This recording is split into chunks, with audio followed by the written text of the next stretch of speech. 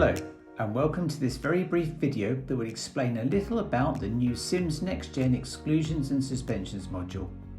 I'm going to cover a run through of the main functionality of this new slice as it stands for early adopters, but then talk through the updates we will implement for the general release to all customers, and finally what we will introduce to make the module a compelling alternative to using the same area in SIMS 7.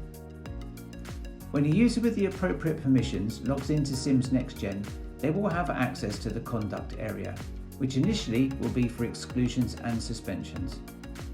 For early adopters, we will display any exclusions or suspensions that have taken place this academic year. The user can view any of the details that have synchronized from SIMS 7 and edit and make any required updates that then write back.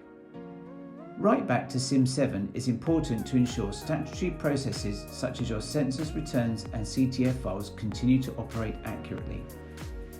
I'm now going to walk you through adding a suspension just to give you a flavour of how easy this process is in SIMS Next-Gen.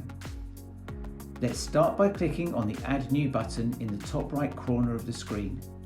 First, we need to search for the pupil we are after. Let's search and select Sadie Adams. We will then select suspension as the type of record we are going to record. The user is then presented with an initial amount of data that they have to complete before they can save the suspension. Let's add in the start date and time, the end date and time, the number of days, and the reasons. Once you click on Add, the side panel will close and you will then see the newly added record in the grid. The grid is sorted with the most recent exclusion or suspension by start date at the top. We can now click on View to look at more details.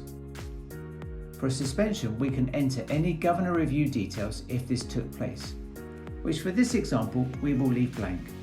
But for this event, I would like to highlight that in SIMS Next-Gen you can enter some basic details for the reintegration meeting, something that is not possible in SIMS 7. Lunchtime suspensions and exclusions have a very similar look and feel, but with only the appropriate fields or data sections applicable to that type. While schools are part of the early adopters phase, we will complete more enhancements ready for when we go into general release for all schools by the end of 2023. These features are deleting records if they've been entered in error, sorting the overview table to help locate saved entries, searching for records beyond the current academic year, i.e. any exclusions or suspensions that took place last academic year, filtering the overview table, and helpful warning messages when adding suspensions. After we've gone into general release, we will be working on a notes panel where the user can add one or multiple notes for an exclusion or suspension.